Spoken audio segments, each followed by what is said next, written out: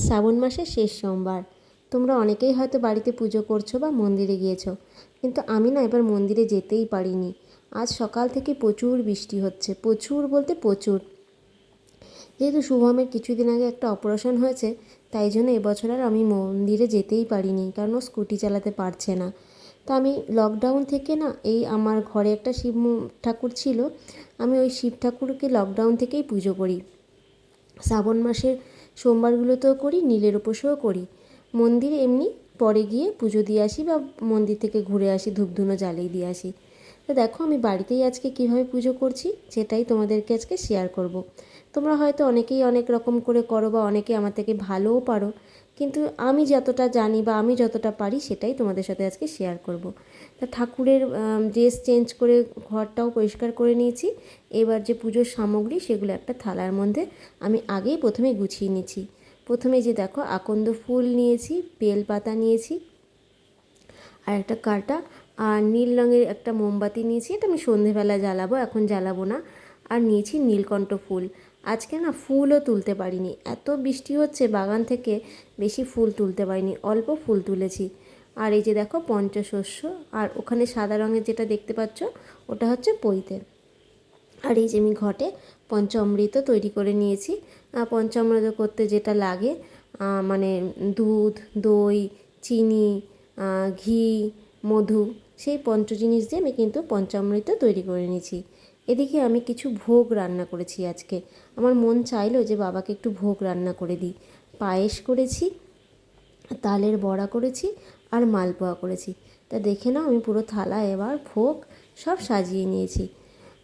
যেহেতু মন্দিরে যেতে পারিনি, তাই মনে মনে ভাবলাম যে একটু বাড়িতেই ভোগ রান্না করে দিই না, মনটাও ভালো লাগবে।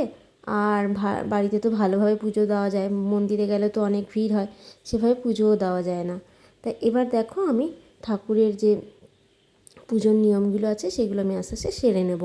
প্রথমেই আমি বাবাকে স্নান করিয়ে নেব। তো একটা পাত্রে আমি বেলপাতা দিয়ে দিলাম। এবার বাবাকে আমি ওখানে স্নান করাবো না, কারণ যেহেতু জল পড়বে অনেকটা, আমি এখানে একটা পাত্রে আলাদাভাবে স্নান করিয়ে নিচ্ছি। প্রথমে আমি পঞ্চামৃত দিয়ে দিচ্ছি। ভোলে বাবা কিন্তু খুব দয়ালু বাবা, আমার কাছে মনে হয় ভোলে বাবার কাছে একটু গঙ্গার জল আর একটা বেলপাতা দিয়ে পুজো করলেও মনের শান্তি পাওয়া যায়, তাতেই ভোলে বাবা খুশি। কিন্তু যেহেতু একটু করব বাড়িতে, তাই একটু ভালোভাবেই করি।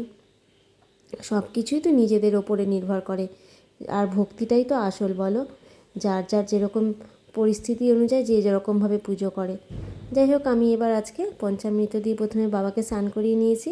আর শুভমও একটু করছে, ওর পিঠে ব্যথা, ও হাতটা সেভাবে নাড়াতে পারে না। যাই হোক, ও যেহেতু পুজো করতে চেয়েছে প্রথম থেকেই, তাই জন্য ওকেও বললাম তুমি একটু বাবাকে স্নান করিয়ে দাও আর জল দিয়ে দাও মাথায়। আর ভগবানকে বললাম, ভগবান ওকে যেন সুস্থ করে দিও তাড়াতাড়ি। ওর সেলাইটা 1 মাস হয়ে গেছে অপারেশনের, এখনও পর্যন্ত শোকাচ্ছে না। যাই হোক, ঠাকুরের যখন পুজো করছি মন দিয়েই করা উচিত। তো এখানে দেখো ভোলে বাবাকে আমি ভালোভাবে পঞ্চামৃতভাবে দিয়ে স্নান করিয়ে নিলাম। আবারও আমি একটু জল দিয়ে ভালো করে পরিষ্কার করে নিলাম। আমি কিন্তু এখানে গঙ্গার জল দিচ্ছি। তোমরা কে কীভাবে পুজো করো আমাকে কিন্তু জানিও, আমারও ভালো লাগবে শুনে তোমাদের পুজোর নিয়মগুলো। তো আমি এভাবে পরিষ্কার করে বাবাকে বসিয়ে দিলাম বাবার জায়গায়। এবার চন্দনের ফোঁটা দিয়ে দিচ্ছি। আর আমার শিব ঠাকুর এত ছোট যে কিছু দিতে গেলে ভীষণ অসুবিধা হয় দিতে, কিন্তু দিতে তো হবে। এবার বেলপাতা দিচ্ছি একটু চন্দন লাগিয়ে। এই আকন্দ ফুলের মালাটা না কেনা, আমার বাড়ির পাশে ফুল পাওয়া যায়, ভেবেছিলাম যে আমি মালা গেঁথে দেবো, কিন্তু এত বৃষ্টি হচ্ছে যে বাইরে যাওয়াই যাচ্ছে না। তারপরে বাবাকে মালা, আর এই যে পৈতে, আর আমাদের বাড়ির গাছের অপরাজিতা ফুল, কি সুন্দর দেখো পাপড়িগুলো কতগুলো না, আমাদের গাছের পাপড়িগুলো না অনেকগুলো হয়। আর এখানে পঞ্চশস্য বাবাকে অর্পণ করছি। বাবার প্রিয় যে কাটা ফল, সে কাটাও বাবাকে দিয়ে দিলাম। আর অনেক ফুল ছিল, সেই ফুল দিয়েও আমার মন্দিরটা একটু সাজিয়ে দিলাম। আমার না সিংহাসন নেই জানো তো, আমার ইচ্ছা আছে একটা ভালো দেখে সিংহাসন করার, একটা টেবিলের উপরেই আমি ঠাকুরকে পাতি, যেহেতু নিচে আমাদের মন্দির রয়েছে, আর ওপর থেকে সবসময় নিচে গিয়ে আমার পুজো দেওয়া হয় না, মন্দিরে মাই পুজো দেয় বেশিরভাগ। তা আমি উপরে একটু পুজো করতে ভালো লাগে, ঘরে পুজো না দিলে কেমন লাগে না, তাই আমি উপরে এই আমার ভাসুর গোপাল দিয়েছিল, গোপাল আর আস্তে আস্তে এদের ইচ্ছায় এরা আমার ঘরে এসেছে, এদেরকে আমি পুজো করি এখন। সবাইকে ভোগ নিবেদন করে দিলাম, আর এখানে ধূপ ধুনো তো আগেই আমি জ্বালিয়ে দিয়েছি।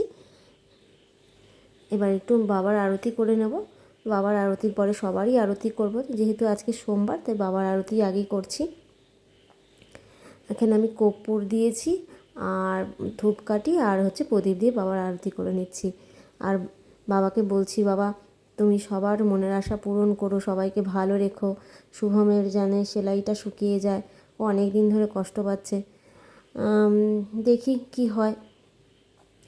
পরে আরও 2 সপ্তাহ পরে ওর সেলাই কাটবে, এখনও ব্লাড আসছে ওর ওই জায়গাটা থেকে, তাই বাবার কাছে বারবার এই কথাটাই বলছিলাম, ওকে যেন সুস্থ করে দাও। তা তোমাদের আজকে কেমন লাগলো ভিডিওটা? যদি তোমাদের ভালো লেগে থাকে তাহলে লাইক, কমেন্ট আর সাবস্ক্রাইব করে পাশে থেকো। আর পরবর্তী ভিডিও দেখার আমন্ত্রণ রইল। নতুন ভিডিও দেখার জন্য কিন্তু সবাই সাবস্ক্রাইব করে চ্যানেলটার পাশেই থেকো। থ্যাংক ইউ ভিডিওটা